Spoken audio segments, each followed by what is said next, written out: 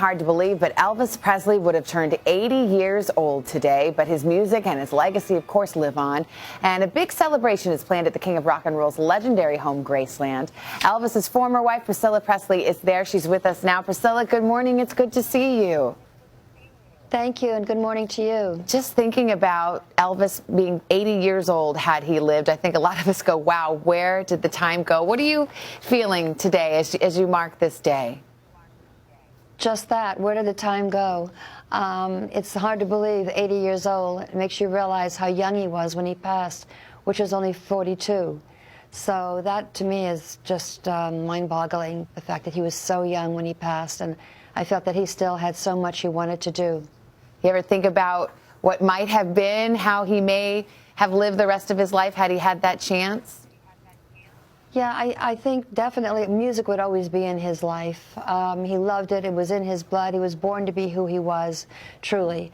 And he enjoyed being who he was. I think that to continue his music was something he would do, whether it be probably going more into gospel music, because that was really what he always played and loved to be around, was inspirational, and he wanted to be a gospel singer when he first started out somewhat. I can't help but notice you've got the Christmas tree behind you there at Graceland, and there's a good reason for that on January 8th, right? Yes, Elvis loved the holidays, especially Christmas. He was more of a giver than a receiver. And this was, the dining room was filled with people, as well as the living room with friends and family. So he enjoyed giving out gifts, and so we've always kept up the tree on his birthday as well. And I know it's still here today. Still there, looks beautiful, great way to honor him. But there are a lot of ways that Graceland is honoring him over these next couple of days. Can you tell me about what you guys are doing? Yes, it's 4 days of events, actually. We're from charity events to music to dancing to movie screenings at the Memphis Symphony Orchestra playing. Four fun, full days. We have wonderful things here at Graceland that we have. You know, Elvis was always on top of the game with technology, and now we incorporated new iPads that take you on a journey that you can't have on the audio tour, which takes you to home movies, family events, concerts, outtakes. So it's a whole new thing, and kids are loving it.